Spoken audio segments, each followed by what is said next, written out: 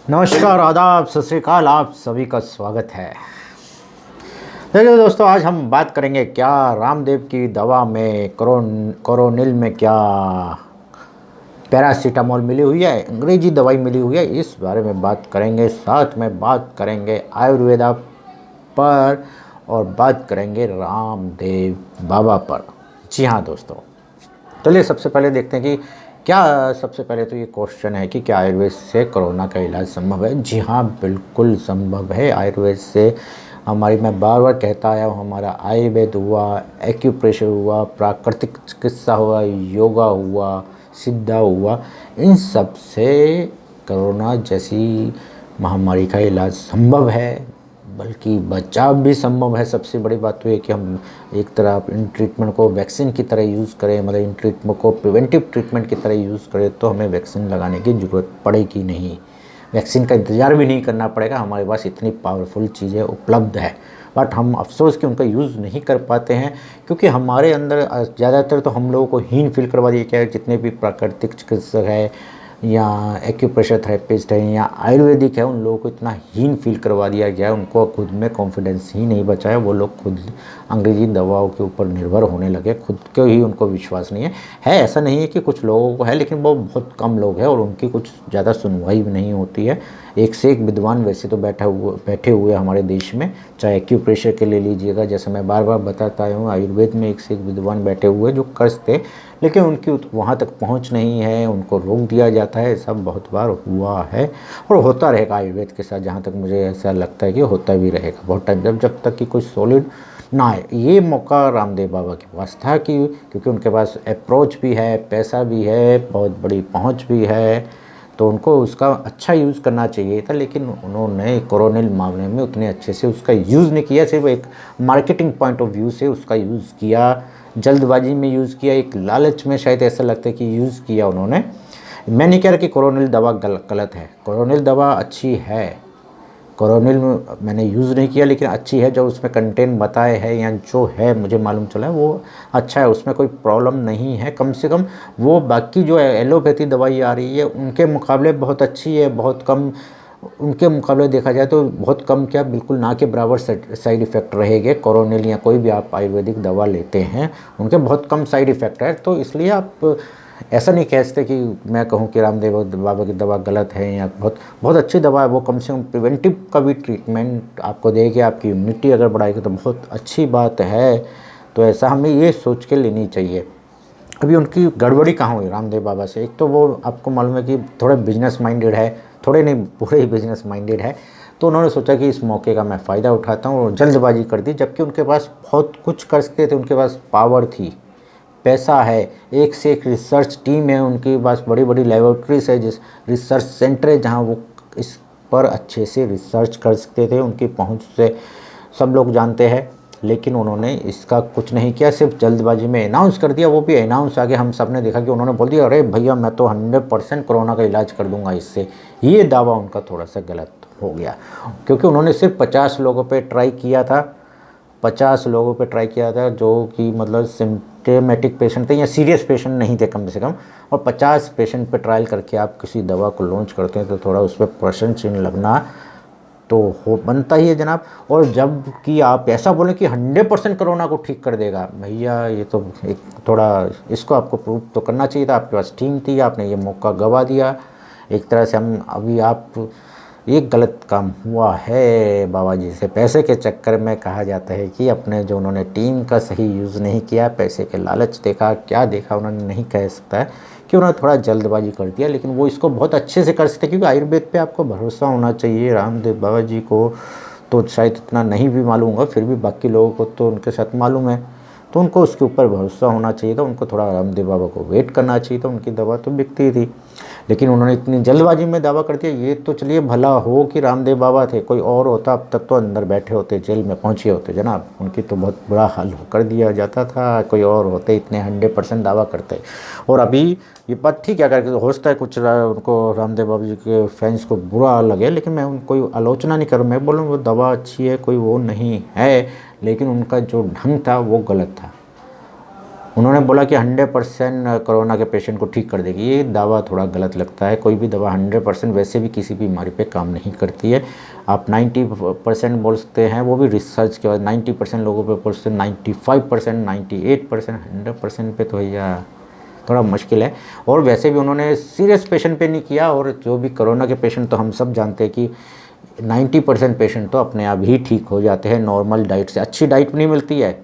मैं पहले सोचता था कि अच्छी डाइट से ठीक हो जाते हैं, अरे भैया नॉर्मल डाइट से ठीक हो जाते हैं। उनको क्वारंटाइन सेंटर में देखा मैंने, अभी मालूम चला, मैंने कुछ लोगों से पूछा, रिसर्च किया, उनको आलू की सब्जी, बटाना, ये सब चीज़ें, ढोकला, ये सब चीज़ें दी जाती है। ऐसा नहीं कि बहुत हेल्दी डाइट दी जा रही है, ये सब भी दिया जा रहा है उनको, फिर भी वो लोग ठीक हो रहे हैं। तो इस तरह ऐसा नहीं कह सकते कि सिर्फ इसी से ठीक हो जाएगा, क्योंकि वो 80% तो पेशेंट को मालूम ही नहीं चलता। कुछ जो क्वारंटाइन में पहुंचते हैं उनमें से भी 90% लोग बिल्कुल ठीक हो जाते हैं।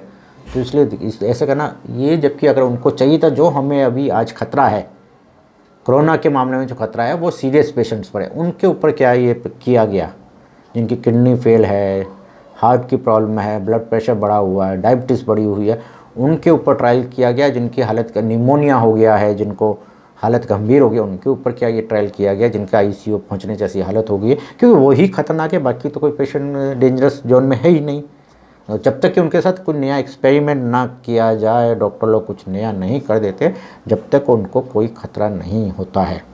बट फिर भी इनकी दवा में, रामदेव की दवा में कोई खराबी नहीं है, कोई नुकसान नहीं है। जैसे मैंने भी बोला, कोई साइड इफ़ेक्ट नहीं है, फ़ायदा ही होगा, कुछ ना कुछ फ़ायदा होगा। हम ये नहीं कहते 100% फ़ायदा होगा। लास्ट स्टेज पे पेशेंट पहुंच गया है कोरोना का, तो उसको भी आप खींच लाएंगे, ऐसा नहीं है। बट कहा जा सकता है इसकी से कोरोना में फ़ायदा होगा, ऐसा कहा जा सकता है। जो भी है उनकी, क्योंकि आयुर्वेद में बहुत, मैंने बोला ना, एक से एक चीज़ें है। ये तो बहुत थोड़ा सा उन्होंने थोड़े अच्छे से रिसर्च करके लाते, तो इससे ज़्यादा अच्छा उनका फार्मूला हो सकता था, अच्छे से हो सकता था। अभी भी देखिए कि जैसा अभी रामदेव बाबू जी ने आज ही इंटरव्यू दिया कि उन्होंने फिर अपनी बात से, जब लोगों ने बोला कि यू टर्न ले लिया, ऐसा कर दिया, तो ये सही बात है, उन्होंने यू टर्न लिया। और आज प्रेस कॉन्फ्रेंस में आए तो उन्होंने बोला कि मेरे ऊपर, उन्होंने विक्टिम कार्ड खेलने की कोशिश की, जैसा वो हमेशा करते, देशभक्ति को बनाने की कोशिश की, आयुर्वेद को बनाने की कोशिश की, अपने आप को विक्टिम दिखाया कि मेरे पीछे इतनी इतनी फार्मा कंपनियां पड़ी हुई है, इंटरनेशनल जो फार्मा कंपनी, वो मेरे पीछे पड़ी, ऐसा उन्होंने खेलने की कोशिश की। जबकि ऐसा होता है, ऐसा होता है आयुर्वेद के साथ, बट इस मामले में ऐसा नहीं हुआ है।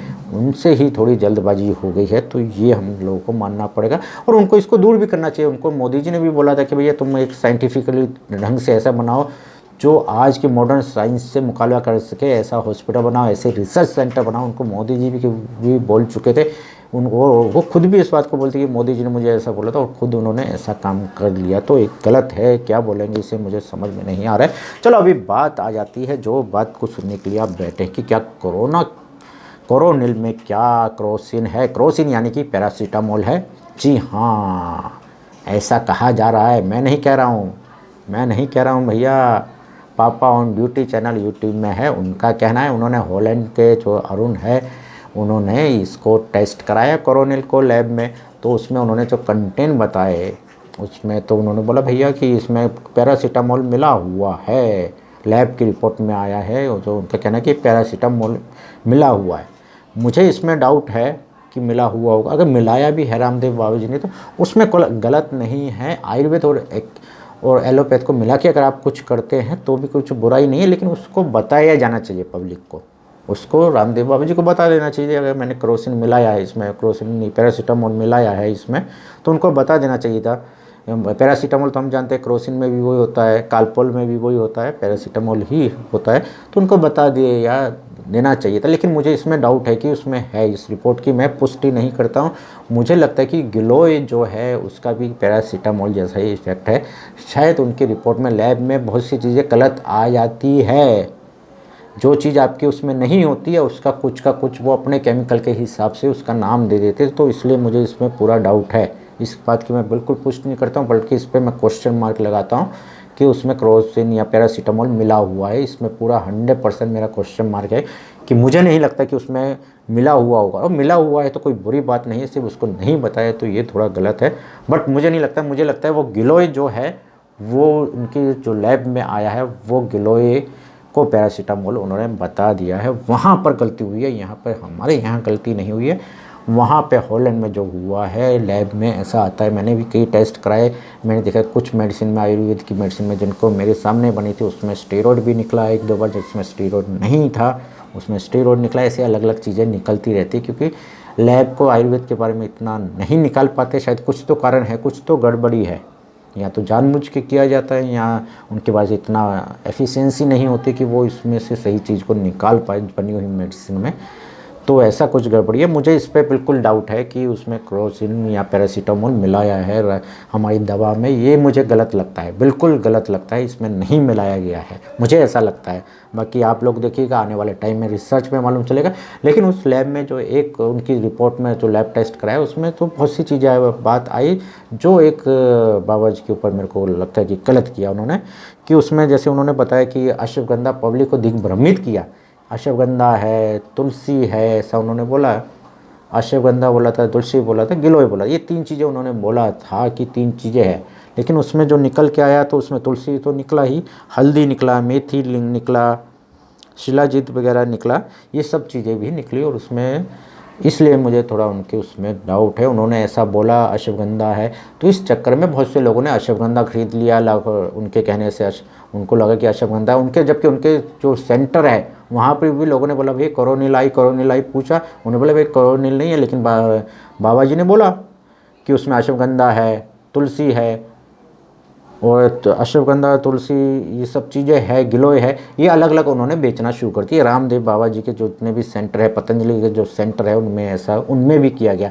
तो ये तो रामदेव बाबा जी, और आज उनके उसमें आए तो आज उन्होंने बोला नहीं ये तो है, लेकिन इसका हमने बहुत रस निकाला, उसमें ऐसा किया वैसा किया, उन्होंने थोड़ा बात को घुमाया। इसका मतलब कि ये बात सही है कि इसमें ये चीज़ें भी मिली हुई है, बहुत सारे कंटेंट्स और भी है जो, लेकिन उन्होंने उसका पूरी तरह से नहीं बताया। चलो वो चलता है कि एक बिजनेस माइंडेड है, उन्होंने भ्रमित किया लोगों को, ये बिजनेस के पॉइंट ऑफ व्यू से किया, या पेटेंट फार्मूला नहीं हुआ होगा इसलिए उन्होंने कुछ कर सोचा होगा। वो चलिए उसमें हम ज़्यादा विवाद नहीं करते। उन्होंने प्रयास किया था, अच्छा किया था, प्रयास अच्छा था, अप्रोच गलत थी। उनको चाहिए था, एक रामदेव बाबा से मेरे को ये शिकायत है कि उनके पास सब कुछ है, उनकी पहुंच है, पैसा है, फिर भी उन्होंने आज के टाइम में भी उनको चाहिए था कि कम से कम ये दवाइयाँ क्वारंटाइन सेंटर में तो भेज देते हुए, मुंबई और दिल्ली में, तमिलनाडु जहाँ पे लोग बहुत मर रहे हैं, लोग परेशान हो रहे हैं, बीमारी की चपेट में आ रहे हैं, कम से कम वहाँ के क्वारंटाइन सेंटर में तो फ्री में भेज देते, गवर्नमेंट से मिलके उनकी रिसर्च भी हो जाती है, लोगों का भला भी हो जाता।